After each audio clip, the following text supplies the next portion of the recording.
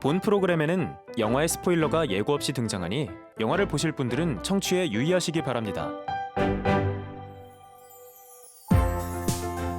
영화의 고전을 새롭게 선정해봅니다. 이다혜의 21세기 시네픽스. 안녕하세요. 이다혜의 21세기 시네픽스입니다.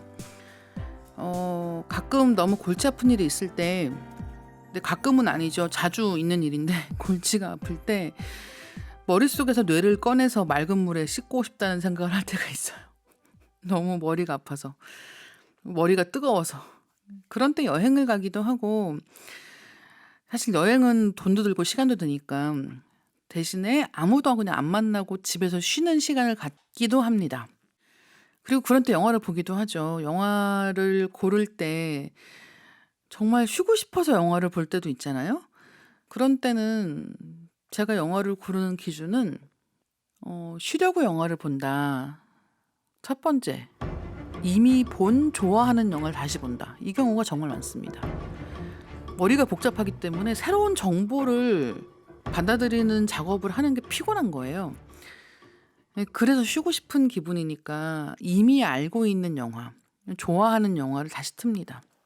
그런 때 고르는 영화들은 자연 풍경이 좋다든가, 아니면 너무 심각한 갈등 상황이 등장하지 않는다든가, 아니면 그냥 때려 부수는 액션 영화라든가, 이런 기준이 많아요. 아니면 안 본 영화를 보는 경우도 있죠. 이미 본 영화 맨날 틀 수는 없으니까 그럼 다른 영화를 본다고 치면 그동안 보고 싶었던 영화들 중에서 가능한 큰 사건을 다루지 않는 영화라고 할까요?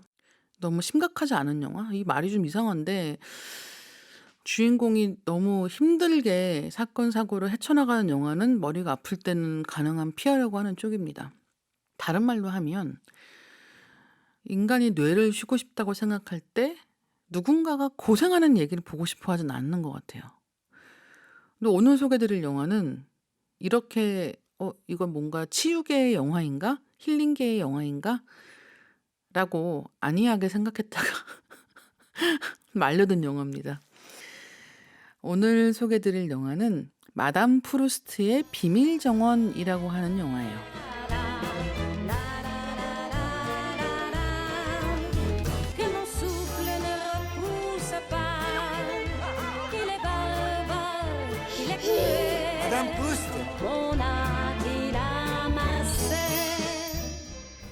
주인공 폴은 피아니스트입니다. 귀염 고익스라고 하는 배우가 출연하고 있는데 굉장히 뛰어난 재능을 지닌 피아니스트예요. 하지만 유명한 피아니스트가 되겠다는 야심이 있는 사람은 아닙니다. 폴 마르셀이라고 하는 이 주인공은 매일매일 이모들이 하는 댄스 교습소에 출근하다시피 해서 그 춤 반주로 피아노 연주를 해주는 삶을 살고 있고요. 근데 그런가 하면 이 이모들은 폴이 좀 더 피아노를 집중해서 쳐서 큰 콩쿠르에 나가서 좋은 성적을 거두었으면 하는 생각을 하고 있죠.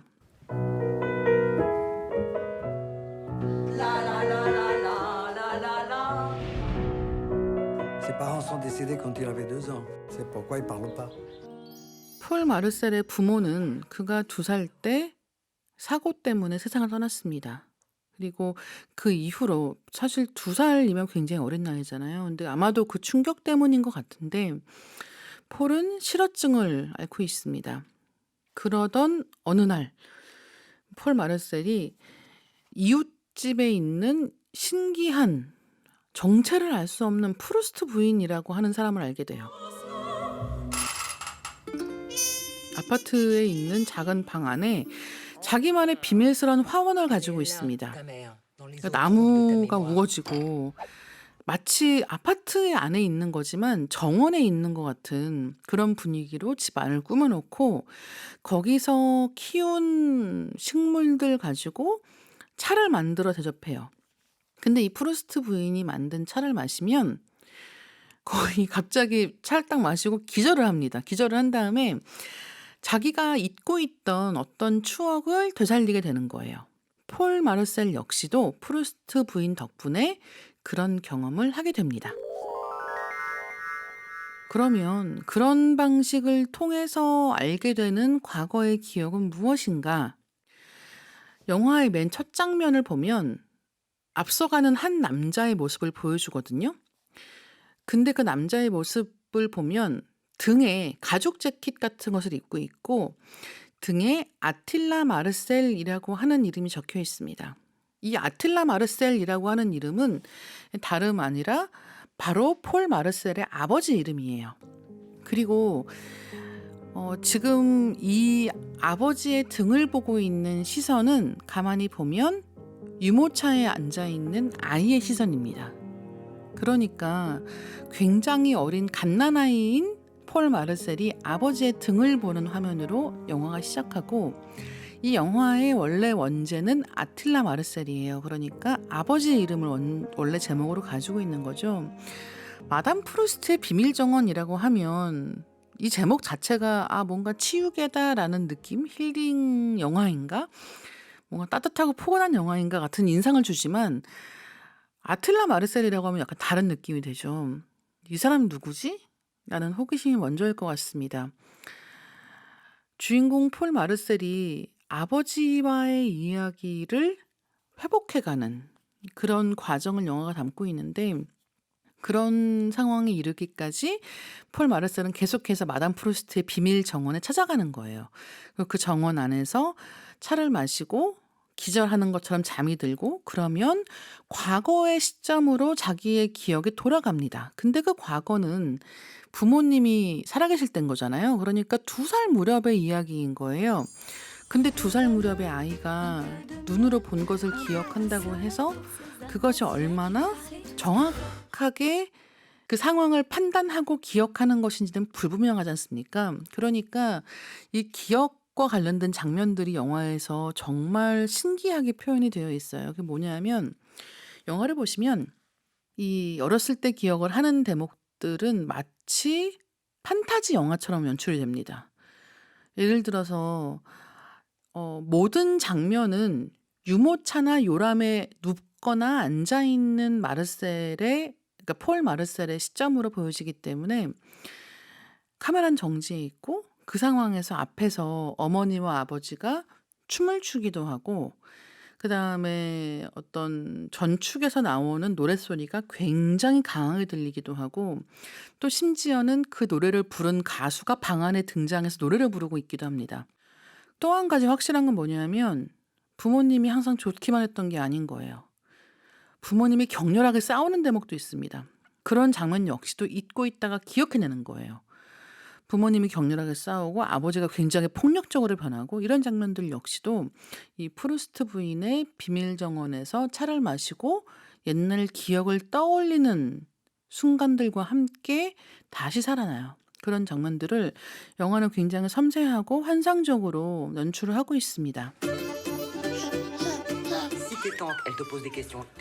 프루스트 부인, 폴 마르셀 이런 이름을 보시면 아시겠지만 또 한 가지 영화에서 차를 마시고 과거를 회상한다라고 하는 설정을 보시면 아시겠지만 이 영화는 그 프랑스의 작가인 마르셀 프루스트의 잃어버린 시간을 찾아서라고 하는 작품을 어떻게 보면 개념적인 면에서 크게 차용하고 있는 부분이 있습니다. 폴 마르셀이라는 성의 마르셀 그다음에 프루스트 부인의 프루스트라고 하는 성 둘을 합해서 마르셀 프루스트가 되는데 이 잃어버린 시간을 찾아서에서 가장 유명한 정말 문학사적으로 유명한 그리고 이후에 수많은 작품들 소설만은 아닙니다. 많은 예술 작품들이 차용했던 그런 장면은 주인공이 마들렌을 홍차에 찍어 먹고 이제 과거를 회상하는 장면이란 말이에요. 근데 사실은 잃어버린 시간을 찾아서라고 하는 소설 자체가 그 과거를 회상하는 내용이 전부거든요. 그렇기 때문에 이 영화에 등장하는 홍차에 적신 마들렌이 입에서 녹아요라고 말하면서 이제 그 과거를 회상하기 시작하는 정확하게는 기절하듯 잠들어서 꿈에서부터 과거를 보기 시작하는 장면은 그 소설과 같이 이제 이 영화가 사실은 현재보다는 과거에 대한 이야기를 하게 될 것이라는 사실을 알려주는 것이기도 하고, 그런 면에서 이 영화의 제목이 아틸라 마르셀이라고 하는 것은 그 회상해서 되살리는 사람이 누구인가, 이 폴 마르셀의 실어증 혹은 지금 현재의 굉장히 욕구가 없어 보이는 삶을 어떻게 바꿀 수 있을 것인가에 대한 일종의 힌트가 되어주는 대목이기도 합니다. 마담 프루스트의 비밀 정원을 연출한 감독은 실뱅 쇼메 감독이에요. 이 감독은 벨빌의 새쌍둥이, 일루셔니스트 같은 유명 애니메이션을 연출한 감독입니다. 실뱅 쇼메 감독의 작품 중에 이 마담 프루스트의 비밀 정원을 보시는 것도 좋은데요.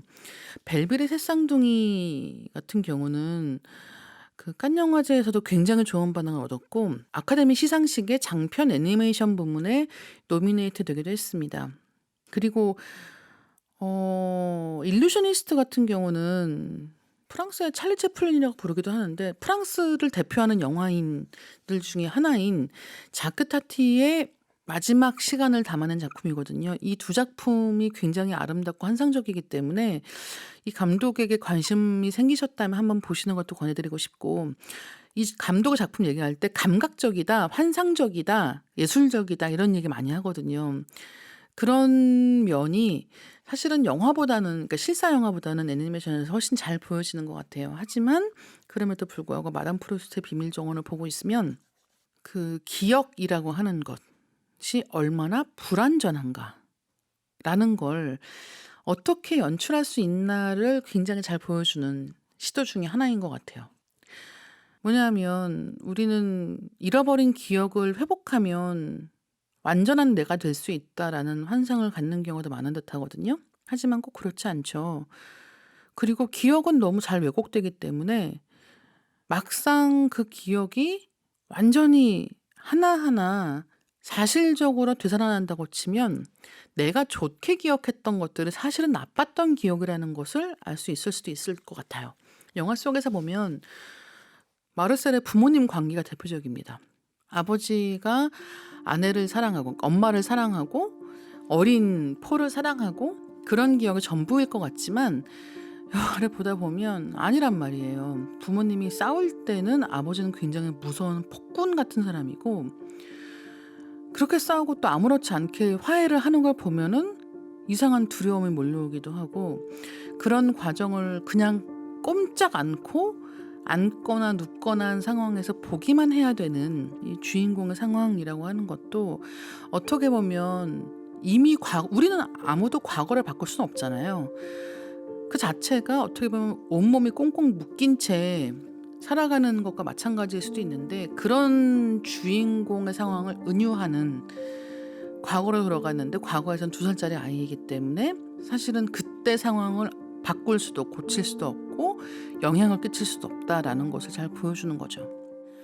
만약에 마담 프루스트의 비밀 정원이라고 하는 영화의 분위기가 궁금하신 분이라고 한다면 앞서 말씀드린 실뱅 쇼메 감독의 영화들을 보시는 것, 애니메이션들을 보시는 것도 도움이 되겠지만 아멜리에를 떠올려 보시면 굉장히 쉽습니다. 프랑스 영화 중에 한국에서 굉장히 크게 성공한 영화 중 한 편이 아멜리에라는 영화인데요. 현실을 기반으로 한 이야기인데 판타지 같은 분위기 그리고 색 콘트라스트가 굉장히 강해서 빨갛고 파랗고 노랗고 녹색이고 이런 색깔의 대비가 강렬해서 더 판타지 같은 느낌이 드는, 게다가 주인공의 성격이 약간은 엉뚱하거나 오히려 불안하기 때문에 매력적인 그렇게 그려지는 영화가 이제 이 마담 프루스트의 비밀 정원도 있고 아멜리에도 있습니다. 이들 다 풀어야 할 실마리가 하나씩 있어요. 자기 인생에. 네, 그런 내용인데 마담 프루스트의 비밀 정원의 제작자가 바로 아멜리에, 사랑의 파리 이런 영화를 만든 제작자입니다. 클로드 오자르라는 사람이고 그렇기 때문에 영화에 어떤 공통적으로 흐르는 이 특유의 환상적인 분위기가 있다고 보시면 될 듯해요. 마치 동화에서 튀어나온 것 같거든요.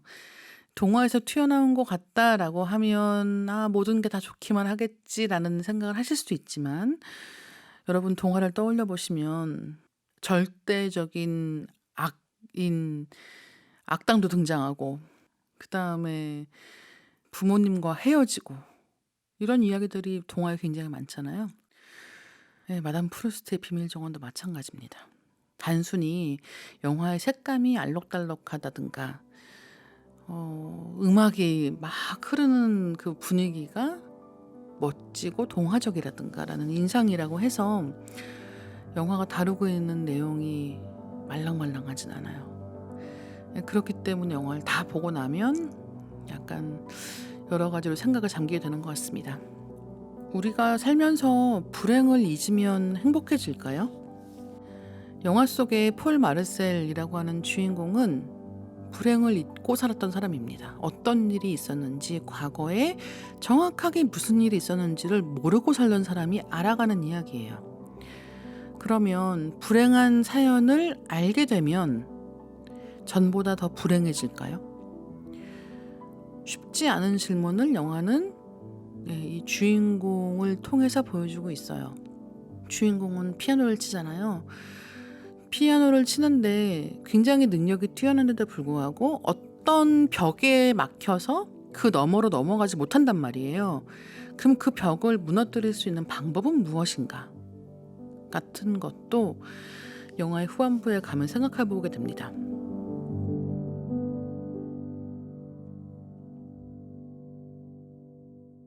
영화의 엔딩도 굉장히 유쾌해요. 근데 결국은 과거의 기억이라고 하는 게 현재의 우리를 만들어간다는 뜻인가?